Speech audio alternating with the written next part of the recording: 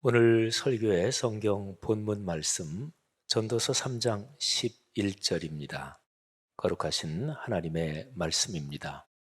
하나님이 모든 것을 지으시되 때를 따라 아름답게 하셨고 또 사람들에게는 영원을 사모하는 마음을 주셨느니라. 그러나 하나님이 하시는 일의 시종을 사람으로 측량할 수 없게 하셨도다. 아멘. 신앙인으로 인생 여정을 걷다 보면 어떤 성경 구절이 마음에 심상치 않게 다가오는 경우가 있습니다. 야, 이 말씀은 내가 세상 끝날까지, 내 인생 마지막까지 부둥켜 안고 또 나와 동행할 말씀이 되겠다. 이런 그야말로 즐겁고 행복한 그런 심상치 않은 느낌을 주는 성경 구절을 만나기도 하지요. 전도서 3장 11절 말씀은 제게 그런 말씀입니다. 몇 년 전에 이 말씀을 쭉 이렇게 묵상하다가 이 말씀이 그렇게 마음속에 깊이 다가왔습니다. 이 말씀에서 제가 떠올린 생각이 사람이 참 아름답다 하는 것이었습니다.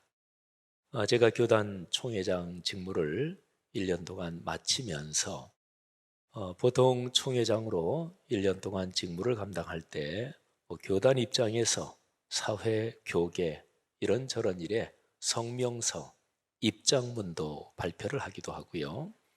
그리고 총회장으로서 교단 내 모든 교회들 성도님들에게 목회 서신 이런 것도 발표하기도 합니다. 제가 총회장으로서 마지막 목회 서신을 하나 써야 되겠다 생각해서 그래서 그때 떠오른 게 전도서 3장 11절이고 그리고 그 마지막 목회 서신의 제목을 사람, 그대는 아름다워라. 이게 오늘 설교 제목인데 이 제목과 똑같은 목회 서신을 썼습니다. 여러분, 사람처럼 아름다운 게 없습니다. 사람처럼 고맙고 우리를 행복하게 하는 게 없습니다. 제가 이 표현하면 금방 아이고 목사님 그 당연하지만 정반대 상황이 세상에는 수없이 많은데요. 예, 그 얘기 하려고 했습니다. 사람처럼 힘든 게 없고 사람처럼 사람을 불행하게 하는 것도 없습니다. 사람은 이 양면을 다 가지고 있어요. 사람이 고마운 것이고 사람이 무섭고 사람이 행복이고 그리고 사람이 불행이고 그런 거지요. 그런데 지금 살아가는 사람들에서 이 사람이 얼마나 행복한가 그걸 알아보는 좋은 방법이 있습니다. 그 사람한테 이런 질문을 던져보면 됩니다. 당신은 당신 주변에 있는 사람들 또는 뭐 그거 아니더라도 사람들에 대해서 어떻게 생각합니까? 그럴 때 어떤 사람이 아이고 못 믿을 게 인간입니다. 이러면 그 사람은 행복하지 않은 거예요. 최근에 사기를 당했다든지 아니면은 아이를 참 진짜 내외가 열심히 허리띠 졸라매고 있는 돈 없는 돈 다 투자해서 외국 유학까지 시키고 그랬더니 부모를 아예 그냥 배신하고 나 몰라라 한다. 그렇게 배신을 당했든지 그러니까 사람한테 받은 상처가 제일 큽니다. 뭐 내가 쓰는 어떤 전자 제품이 망가졌다 그래서 그 상처가 평생 간다 그런 건 없습니다. 반려동물 기르는데 요놈이 괘씸하다 그것 때문에 며칠 밤낮을 속 끓이는 일은 없습니다. 사람에게 받은 상처는 인격 깊이까지 들어갑니다. 제일 힘든 거지요. 근데 어떤 사람이 야, 참 내 주변에 있는 사람이 너무 고맙다.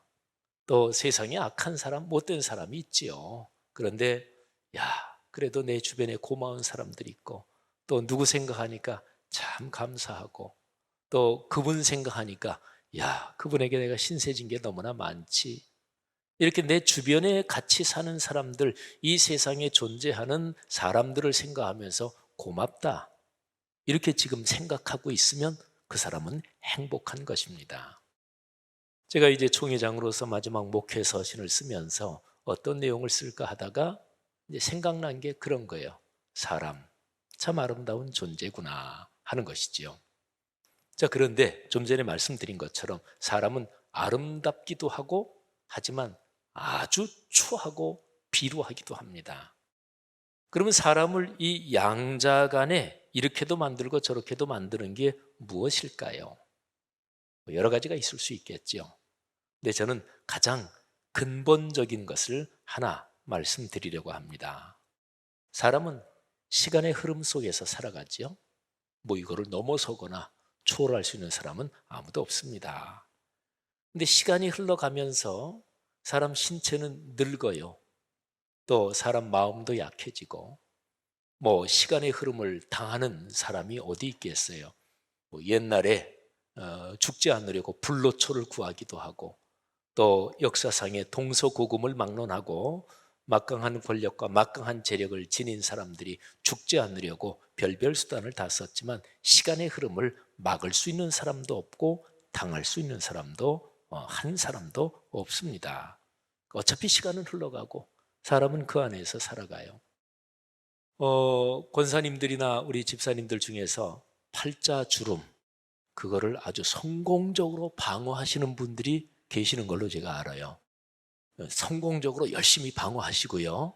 또 이마주름도 열심히 저기 하시고 또 나이 드니까 눈썹이 좀 그렇다 그러면 눈썹 문신도 하시고 그러면 이제 처음에 볼 때는 까맣고 진해서 좀 그렇지만 뭐 조금 모자 쓰고 다니거나 조금 지나면 자연스러워져서 그것도 이쁘더라고요. 뭐 괜찮아요.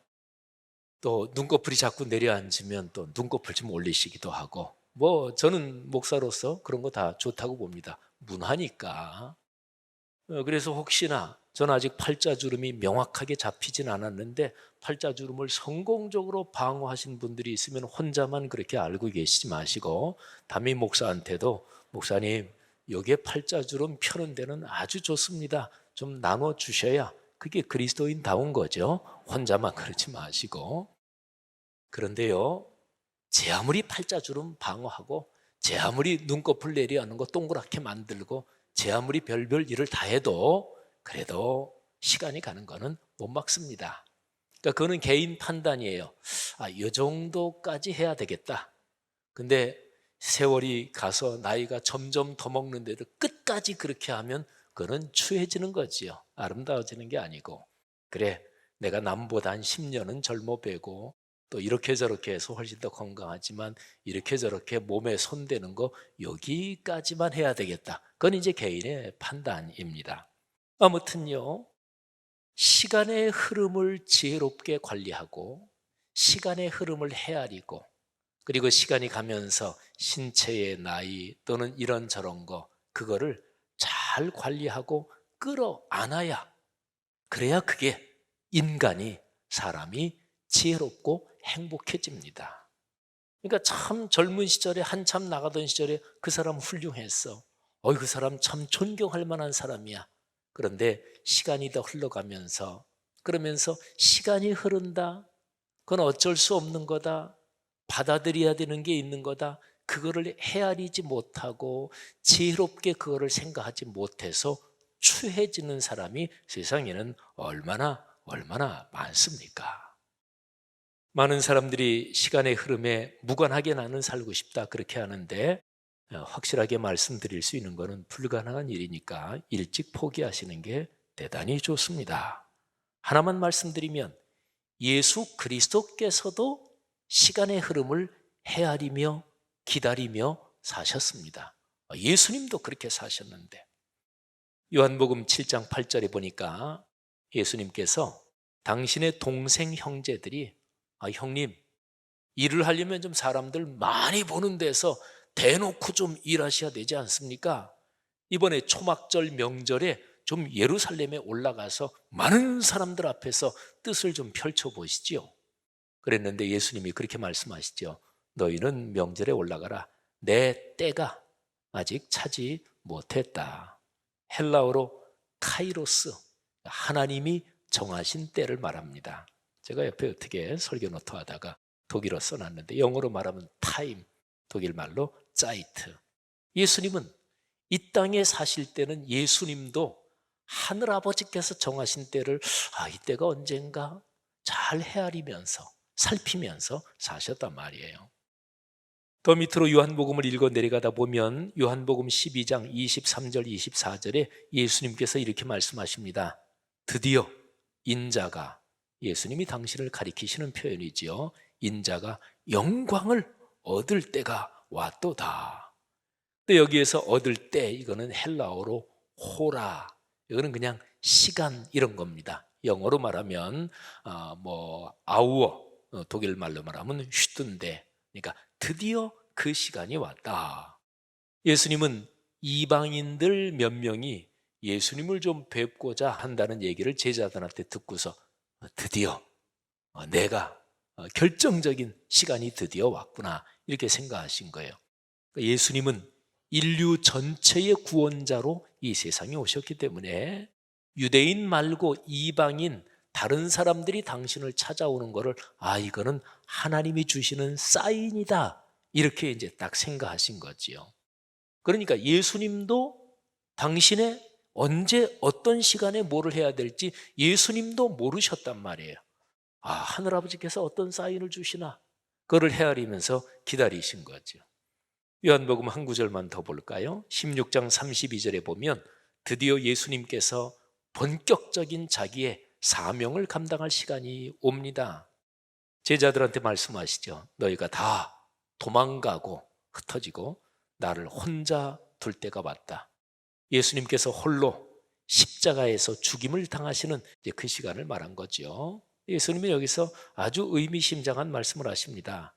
너희가 다 나를 버리고 도망하지만 내가 혼자 있는 게 아니다. 하늘 아버지께서 나와 같이 계신다. 어쨌든 요점은 그거예요.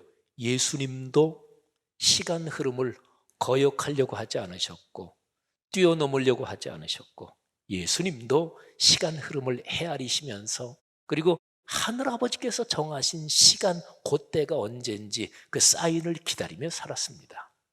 성도 여러분들이요, 걸어가시는 삶의 여정에서 그렇게 시간을 헤아리고 그리고 때를 기다리면서 하늘아버지의 음성을 듣는 여러분 되시기를 주의 이름으로 축복합니다. 누구도 시공간의 흐름을 뛰어넘는 사람도 없고 또 자유롭게 넘나들 수 있는 사람도 없습니다. 사람은 어차피 이 세상 생명을 가지고 있는 동안에 사람이 사는 집이 신체잖아요. 그러니까 이 신체, 물질을 가지고 사는 그런 존재로서 시간의 한계, 시공간의 제약 안에서 산다. 이거는 인간 존재의 근본적인 규정입니다. 편히 하는 말로 숙명이라고 얘기할 수 있겠지요.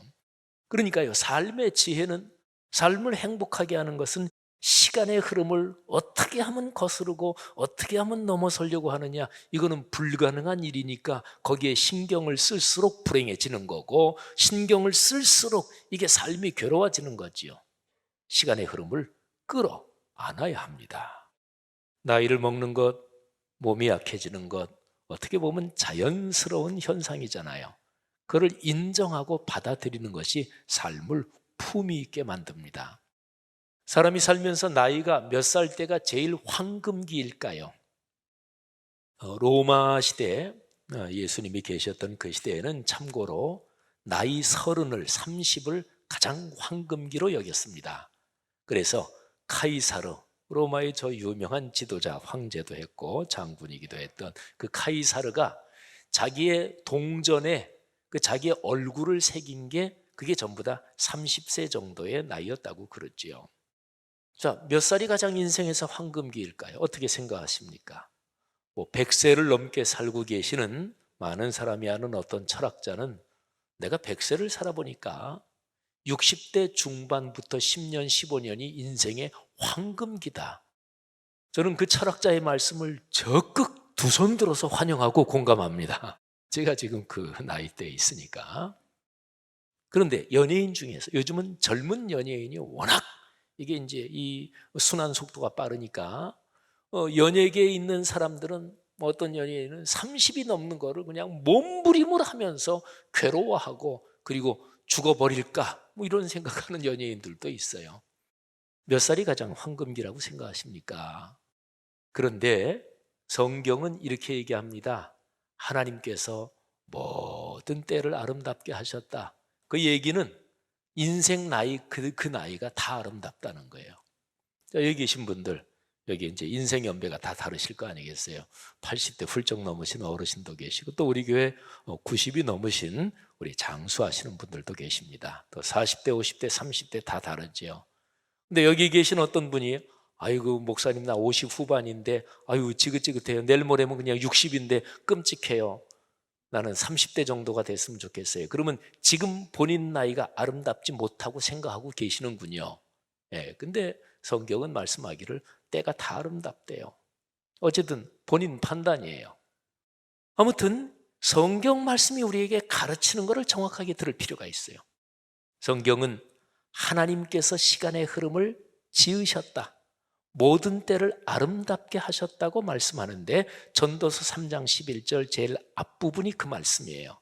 하나님이 모든 것을 지으시되 때를 따라 아름답게 하셨고, 때를 따라 이 히브리어 원어의 뜻은 매 그때마다 그 시간마다 다 아름답다, 그런 뜻입니다. 전도서 3장 11절 앞부분 말씀을 들으면서 혹시 창세기 말씀 중에서 뭔가 금방 떠오르는 구절이 있지 않습니까? 창세기 1장 마지막 절 31절, 하나님이 지으신 그 모든 것을 보시니 보시기에 심히 좋았다 그랬습니다. 그리스도인이 가지고 있는 인생관, 인간관, 가치관은 존재하는 모든 것은 아름답다. 그러니까 근원적인 긍정, 이게 그리스도인이 가지고 사는 인생관, 세계관인 거지요. 여러분에게 그런 복이 있기를 주의 이름으로 축원합니다. 아무튼요, 아까 말씀드린 것처럼 전도서 3장 11절 앞부분은 모든 나이가 다 아름답다 그러네요. 근데 아까 제가 예를 들어서 50대 이제 내일 모레 뭐 60 이제 되는 어떤 권사님, 아유 목사님 저는 제 나이에 불만이 너무나 많아요. 그러면 본인의 생각하고 전도서 3장 11절 앞부분 말씀하고 틀리네요. 둘 중에서 어떤 거 잡든지 그냥 본인이 알아서 하세요. 어차피 지 인생 자기가 사는 거니까. 아유 나는 진짜 난 나이 먹는 거 끔찍해요. 그러면 그게 좋으면 계속 붙잡고 사시고, 근데 성경은 우리에게 얘기합니다. 네 나이가 가장 아름다울 때다. 사랑하신 여러분, 때를 따라 아름답게 하신 하나님의 섭리적 은혜에 꽉 붙잡으시기를 바랍니다. 그런데 이거를 붙잡으면 그때에 전에 안 보이던 게 보이기 시작합니다. 이게 참 놀라운 것인데요, 영원이라는 게 보이기 시작해요. 사람은 시간의 굴레 안에서 시간의 한계 속에서 살잖아요. 근데 그 시간을 하나님이 섭리하신 걸로 감사로 끌어안으면 그때부터 눈이 열려서 영원이라는 게 보입니다. 여러분 이거 두 가지 잠깐 동안 한번 생각해 보실까요? 시간, 영원. 이 두 가지는 사실은 만나지도 못합니다. 시간 속에 있는 그 어떤 것도 영원하고는 상관이 없어요. 또는 영혼의 차원으로 일단 들어간다 그러면 시간과의 관계는 끊어지는 거지요. 그러니까 엄밀하게 말하면 영혼과 시간은 서로 알지도 못하고 사실은 절대로 만나지 않는 거예요. 만일에 시간과 영혼이 만난다, 그러면 그게 바로 기적입니다. 그런데 바로 그 기적이 일어납니다. 자 보세요. 여러분이나 저나 시공간 안에 사는데 우리의 마음속에 영원을 그리워하는 마음이 있지요. 뭐 사람마다 좀 틀리지만 뭐 누구나 다 영원한 삶이 있을까? 영원한 세계가 있을까? 또 우리 신앙인들은 그거를 믿으면서 영원을 사모하잖아요. 그러면 우리의 생각과 정신 속에서 시간과 영원이 만난 거잖아요. 적어도 인식 속에서는. 어떻게 그럴 수가 있을까요? 이거는 기적입니다. 영혼을 살아보지도 못했고 알지도 못하고 조금치도 맛보지도 못한 존재가 어떻게 영혼을 그리워하는, 그리는 마음을 갖게 됐을까요? 그건 하나님의 선물입니다. 하나님께서 사람을 창조하실 때 하나님의 형상을 따라 창조하셨다고 했는데 사람 속에 있는 하나님의 형상, 거기에 영혼을 그리워하는 마음이 있는 거예요. 그 다음에 또 하나 더 결정적인 게 있습니다. 사람의 인생 여정이 시공간의 한계 안에서 끝장나지 않고 그 너머 영원의 아름다운 나라로 여행하도록 하나님께서 사람 속에 하나님의 형상을 심어 놓으셨는데, 그 표적을 심어 놓으셨는데 그게 성취됩니다. 그게 바로 예수 그리스도의 십자가 사건입니다. 예수 그리스도의 십자가에서 예수님께서 시간의 한계 속에서 물질인 육신의 집에서 살기 때문에 언젠가 죽을 수밖에 없는 인생들, 젊어서 한창 때는 다 존경받고 자라다가 나중에 은퇴할 때 또는 나이 들어서 온갖 추태를 다 부리는 수도 없는 세상 많은 사람들에게 나이 들어서도 아름답고 참으로 고결하게 살 수 있는 길을 열어놓으신 거예요. 영원한 하늘나라로 영생의 길을 열어놓으신 거예요. 여러분, 제가 기독교 신앙을 안 가진 사람들한테 가끔 이렇게 기독교 철학적으로 일반적인 얘기로 제가 접근하면서 얘기합니다.